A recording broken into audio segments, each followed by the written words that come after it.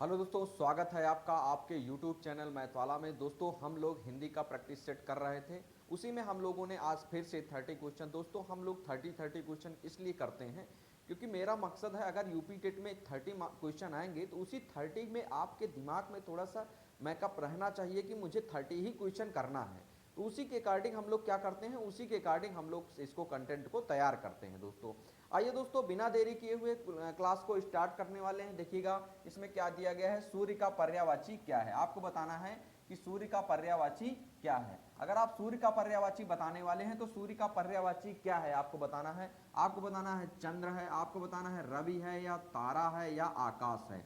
तो सूर्य का पर्यायवाची क्या हो जाएगा, सूर्य का पर्यायवाची हो जाएगा रवि। रवि को हम लोग बोलते हैं सूर्य।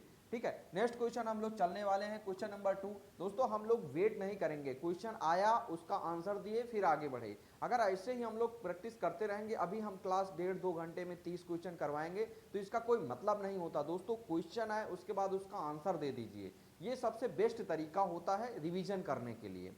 अब जैसे इसमें आपसे पूछा गया है कि बालक का विलोम क्या होता है। बालक का विलोम क्या होता है, वृद्ध होता है, या युवक होता है, या बालिका होता है, या शिशु होता है। आपको बताना है बालक का विलोम।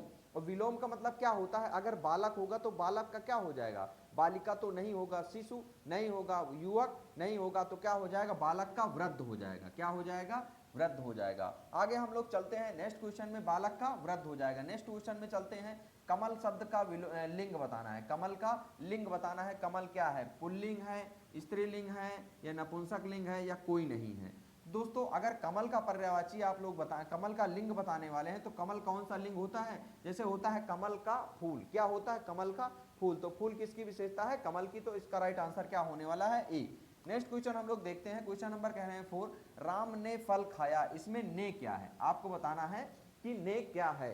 तो ने कारक चिन्ह है, ने क्रिया है, क्या बताना है, संज्ञा है, या विशेषण है। तो दोस्तों राम ने क्या, कर्ता ने कर्म को करण से संप्रदान के लिए अपादान से संबंध काकी के अधिकरण में पर, ये सारे क्या होते हैं, ये सारे कारक चिन्ह होते हैं। तो इसका राइट आंसर क्या होने वाला है, इसका राइट आंसर ए नंबर कारक चिन्ह होने वाला है।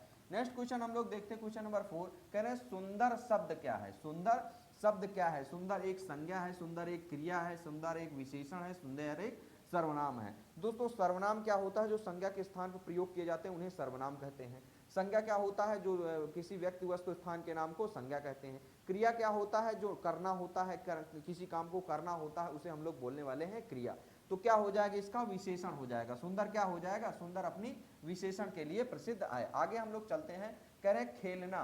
खेलना कौन सा शब्द है, खेलना कौन सा शब्द है, आपको बताना है संज्ञा है, क्रिया है, विशेषण है, या अव्यय है। हम आपसे क्या बताए हैं अभी, संज्ञा में क्या होता है, संज्ञा में स्थान का बोध कराता है। तो ये क्या हो जाएगा, लिस्ट में लास्ट में ना होता है, वो कौन सा क्या है, क्या होते हैं, वो अपने क्रिया होते हैं। तो कौन सा आंसर होने वाला है, आंसर नंबर 20 का राइट आंसर होने वाला है। नेक्स्ट क्वेश्चन हम लोग देखते हैं, क्वेश्चन नंबर 7 कह रहा है जो पढ़ता है वही सफल होता है। जो पढ़ता है वही सफल होता है। आपको बताना है कि कौन सा वाक्य है, सरल वाक्य है, या संयुक्त वाक्य है, या मिश्र वाक्य है, या आज्ञार्थक वाक्य है। देखिएगा दोस्तों, कुछ हम आपको इसमें ट्रिक बताने वाले हैं, आप अगर उसके अकॉर्डिंग करेंगे तो भी आपका आंसर बिल्कुल सही होने वाला है। तो सरल वाक्य में क्या होता है, होता है लेकिन, किंतु, परंतु। ये सारे किस में आते हैं, लेकिन हो गया, किंतु हो गया, परंतु हो गया, ये सब किस में आते हैं, ये सब आते हैं अपने सरल वाक्य में। और हो गया, ये किस में आते हैं, ये आपके सरल वाक्य में आते हैं। आगे देखेंगे संयुक्त वाक्य में, सरल संयुक्त वाक्य में कौन कौन से आते हैं। संयुक्त वाक्य में की आता है, क्या आता है, की आता है, जिसने आता है। और मिश्र वाक्य में क्या आता है, जो आता है। कौन सा आता है, जो आता है। तो दोस्तों ये जो लिखा है ये क्या है, लेकिन, किंतु, परंतु, और ये नहीं आते हैं। लेकिन, किंतु, परंतु ये और नहीं आते हैं। इसमें क्या होता है, इसमें की नहीं आता है, इसमें की आता है। हम लोग अगर इसको अच्छे से देखना चाहते हैं, यहाँ हमने नहीं नहीं लिखा था, ठीक है। अगर नहीं नहीं लिखा था तो ये क्या हो जाएगा, सरल वाक्य में कुछ नहीं आता है। सरल वाक्य में लिखेंगे तो आप कुछ नहीं आएगा, लेकिन संयुक्त वाक्य में लिखेंगे तो क्या आएगा, ये सारे वर्ड आएंगे। ये सारे वर्ड कौन कौन से, लेकिन हो गया, किंतु हो गया, परंतु हो गया, ये और हो गया, परंतु हो गया, और हो गया। और हो गया। ये क्या होते हैं? ये आने वाले हैं। ये क्या हैं? ये आते हैं। ये क्या है? ये आते हैं। ऊपर वाले में ये नहीं आते हैं। नहीं आने का मतलब ये होता है लेकिन, किंतु, परंतु। सरल वाक्य का मतलब केवल एक उद्देश्य होता है, एक विधेय होता है, उसे हम लोग क्या बोलने वाले हैं? उसे हम लोग सरल वाक्य बोलने वाले हैं। संयुक्त वाक्य में लेकिन, किंतु, परंतु और होता है, तब कौन सा वाक्य हो जाता है? सरल वाक्य। और मिश्र वाक्य में होता है जो हो गया, जिसने हो गया, जिसे हो गया, ये आते हैं। जो हो गया, जिसने हो गया, और क्या आएगा? जिसे हो गया, और कौन सा आएगा? ये सारे वाक्य अगर आ रहे हैं तो आपको कौन सा वाक्य बताना है? मिश्र वाक्य। तो इसमें क्या आ गया? इसमें जो आ गया, तो क्या हो जाएगा? आपका सी आंसर राइट हो जाएगा। एक बार फिर से रिकॉल करते हैं। साधारण वाक्य में एक उद्देश्य, एक विधेय होता है। संयुक्त वाक्य में जो लेकिन, किंतु, परंतु, अन्यथा, ये सारी चीजें आती हैं। और मिश्र वाक्य में जो, जिसने, जिसे, ये सारी चीजें मिश्र वाक्य में आने वाली हैं। नेक्स्ट क्वेश्चन हम लोग देखने वाले हैं, क्वेश्चन नंबर 8 आपके स्क्रीन पे। राम और श्याम यह कौन सा समास है? राम और श्याम ये कौन सा समास है? आपको बताना है। द्वंद्व समास है, कर्मधारय है, बहुब्रीहि है, तत्पुरुष है। देखिएगा दोस्तों, तत्पुरुष में क्या होता है? तत्पुरुष में क्या होता है? तत्पुरुष में क्या आते हैं? भगवान के नाम आते हैं। तत्पुरुष में क्या आते हैं? तत्पुरुष में कारक चिन्ह आते हैं। तत्पुरुष में क्या आते हैं? तत्पुरुष में कारक चिन्ह आते हैं। हम लोग लिखेंगे तत्पुरुष में कारक चिन्ह आते हैं। क्या आते हैं? कारक चिन्ह आते हैं। अगर आप बात करने वाले हैं बहुब्रीहि में, तो बहुब्रीहि में क्या होते हैं? बहुब्रीहि में भगवान के नाम आते हैं।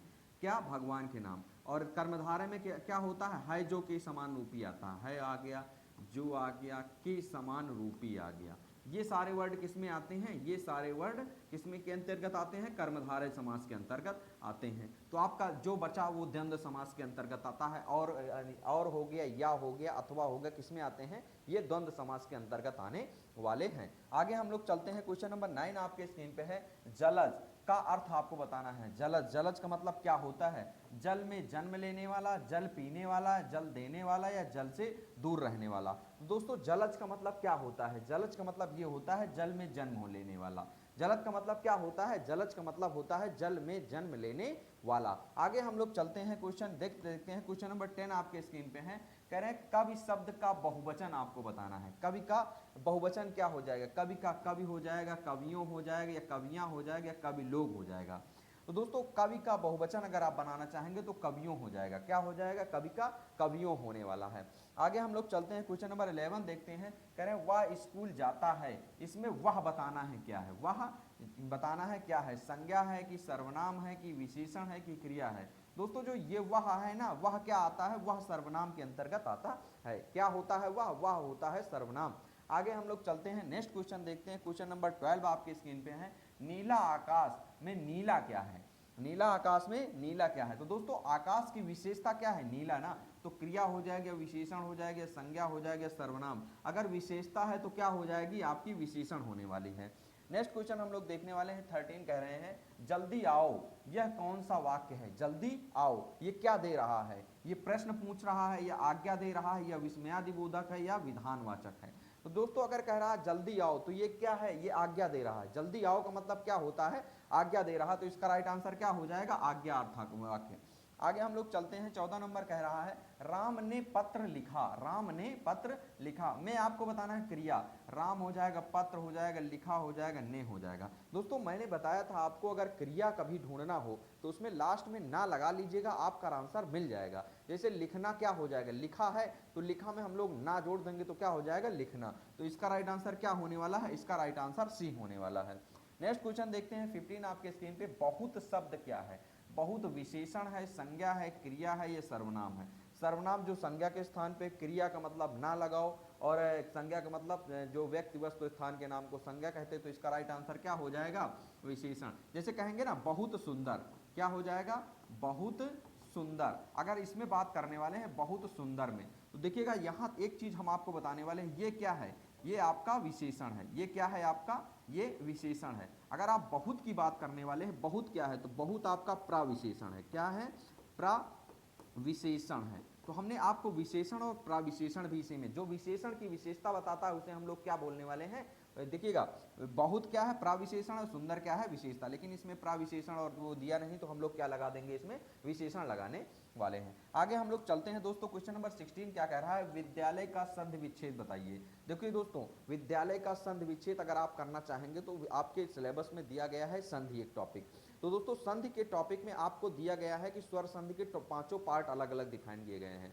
स्वर संधि, व्यंजन संधि, विसर्ग संधि, उसके बाद दीर्घ संधि, गुण संधि, यण संधि, अयादि संधि, वृद्धि संधि, ये पांचों संधि आपको बहुत अच्छे से पढ़नी है। अगर विद्यालय आ गया तो विद्यालय में आपको बताना विद्यालय, विद्यालय, विद्यालय, विद्यालय।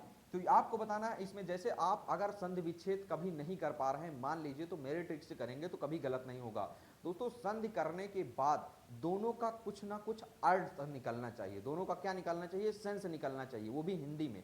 अगर सेंस निकल, लाय का कोई अर्थ होता है, नहीं होता है। विद का कोई अर्थ होता है, नहीं होता। लय का कोई अर्थ होता है, नहीं होता। विद्या प्लस आलय, आंसर नंबर ए इसका राइट आंसर होने वाला है। नेक्स्ट क्वेश्चन नंबर 17 कह रहे हैं खुश का विलोम बताना है आपको। जैसे आप बहुत खुश हैं, आपको कोई एक कंटाप मार दिया तो क्या हो जाएंगे आप, दुखी हो जाएंगे। तो क्या हो जाएंगे, आनंद होगा या दुखी होगा या प्रसन्न होगा या हसमुख होगा, तो क्या हो जाएंगे आप, दुखी हो जाएंगे। ठीक है। नेक्स्ट क्वेश्चन, क्वेश्चन नंबर 18 क्या कह रहा है, गाय का बहुवचन बताना है आपको। गाय का गायें होगा या गायें होगा या गायों होगा या गाय होगा। तो आंसर नंबर इसका सी आंसर राइट बताना है, इसमें कोई दिक्कत नहीं है। आगे हम लोग चलते हैं। क्वेश्चन नंबर 19 क्या कह रहा है, राम अच्छा लड़का है।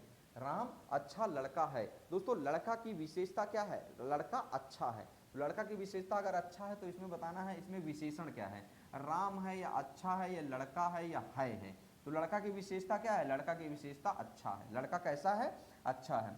नेक्स्ट क्वेश्चन देखने वाले हैं, 20 आपके स्क्रीन पे है। चलना किस प्रकार की क्रिया है, चलना बताना है सकर्मक क्रिया है, अकर्मक क्रिया है, सहायक क्रिया है या कोई नहीं है। दोस्तों हमने आपको बताया था सकर्मक क्रिया और अकर्मक क्रिया। जब सकर्मक क्रिया वहां पर होती है जब व्यक्ति स्वयं अकेले काम करता है, तो कौन सी क्रिया होती है, अकर्मक क्रिया होती है। जब किसी व्यक्ति की सहायता होती है, जैसे खाना, अगर खाना नहीं होगा तो आप खाएंगे कैसे। अगर चलना है तो चलने के लिए तो आपको कुछ नहीं ना, आप ऐसे उठे और चल दिए, ये ऐसे गए चल दिए, ये क्या होता है, ये चलना। तो इसमें चलने के लिए किसी चीज़ की जरूरत नहीं पड़ती। जैसे नहाना हो गया, नहाने के लिए पानी की जरूरत होती है। जैसे सोना हो गया, सोने के लिए अकर्मक क्रिया के अंतर्गत आएगा। सोने में किसी चीज़ की जरूरत नहीं, आराम से आप सो जाइए। तो ये कौन सी क्रिया हो जाएगी, जैसे चलना, तो चलना अकर्मक क्रिया के अंतर्गत आता है। तो पूरा अगर आप समझना चाहेंगे तो अगर किसी साधन की जरूरत पड़ रही है तो सकर्मक, अगर किसी साधन की जरूरत नहीं पड़ रही है तो अकर्मक। आगे हम लोग चलने वाले हैं। क्वेश्चन नंबर 21 आपकी स्क्रीन पे है। कह रहे हैं मैंने काम किया, इसमें मैंने क्या है आपको बताना है। मैंने संज्ञा है, मैंने सर्वनाम है, क्रिया है या विशेषण है। तो दोस्तों मैंने काम किया, तो काम है तो संज्ञा के, विशेषण के, सर्वनाम के अंतर्गत ये आने वाला है। दोस्तों काम क्या है, काम है तो मैंने आ गया, तो मैंने क्या आ जाएगा, मैंने सर्वनाम संज्ञा के स्थान पे प्रयोग हुआ है। आगे हम लोग चलते हैं। 22 कह रहे हैं आकाश नीला है, यह वाक्य है। आकाश नीला है, यह वाक्य है। आज्ञार्थक वाक्य है, प्रश्नवाचक वाक्य है, विधानवाचक वाक्य है या विस्मयादिबोधक है। दोस्तों क्या है, आकाश नीला है। नीला क्या है, आकाश नीला, आकाश नीला दिखाई ही देता है, तो ये तो क्या है आपका, ये विधि का विधान है। ये क्या है, विधि का विधान है। हम लोग चलते हैं नेक्स्ट क्वेश्चन, क्वेश्चन नंबर 23 कह रहे हैं विद्यार्थी शब्द में प्रत्यय बताना है आपको। तो प्रत्यय बताने के लिए दोस्तों दोनों वर्ड का कुछ ना कुछ सेंस होना चाहिए ना। तो अगर विद्यार्थी में आप क्या बताएंगे, विद्या बताएंगे, अर्थी बताएंगे, अथी बताएंगे या यार्थी बताएंगे। तो यार्थी बता देंगे तो वी बचेगा, थी बता देंगे तो विद्या बचेगा, अर्थी बता देंगे तो ये विद्यार्थी, यानी ऑप्शन नंबर बी इसका राइट आंसर होने वाला है। नेक्स्ट देखते हैं 24 कह रहे हैं घर का पर्यायवाची बताना है आपको। मकान हो गया, रास्ता हो गया, दरवाजा हो गया, ये छत हो गया। दोस्तों घर का पर्यायवाची क्या हो जाएगा, घर का पर्यायवाची मकान हो जाएगा।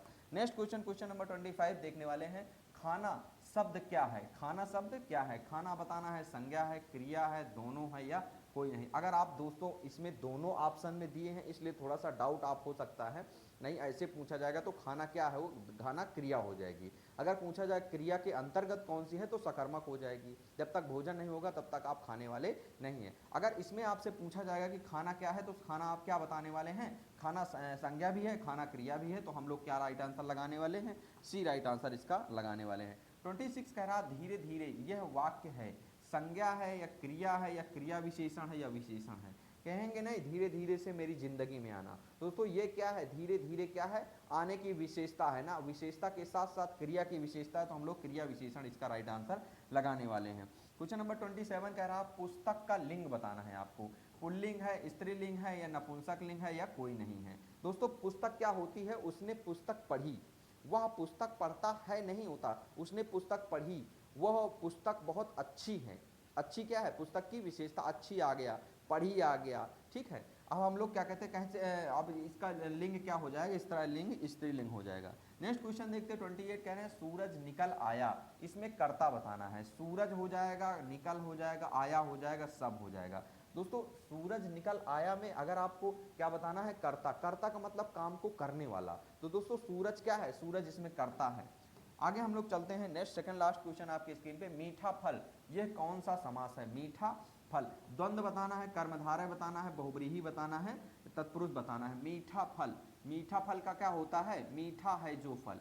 क्या कहेंगे, मीठा है जो फल। तो हम लोग क्या करने वाले हैं, फल की क्या है जो कि समान रूपी आ गया ना, अभी हम बताए थे है जो कि समान रूपी होता है तो कौन सा समास होता है, कर्मधारय समास के अंतर्गत आता है। लास्ट क्वेश्चन हम लोग देखने वाले हैं, बच्चा रो रहा है, इसमें क्रिया क्या है, इसमें क्रिया क्या है। तो बच्चा रो रहा है, बच्चा हो जाएगा, रो रहा है हो जाएगा, है हो जाएगा, या रो रहा है। तो बच्चा रो रहा है तो क्या हो जाएगा, रोना इसमें क्रिया के अंतर्गत आने वाला है। दोस्तों ये थी हमारी हिंदी की प्रैक्टिस सेट। दोस्तों हम लोग बहुत लंबी वीडियो नहीं बनाते हैं, क्वेश्चन लेते हैं और क्वेश्चन का आंसर फटाफट हम लोग करते चले जाते हैं। दोस्तों ये क्लास कैसी लगी आप लोग कमेंट बॉक्स में कमेंट करके बताइएगा। मिलते हैं दोस्तों नेक्स्ट वीडियो में, आज की क्लास यहीं तक। जय हिंद दोस्तों, थैंक यू।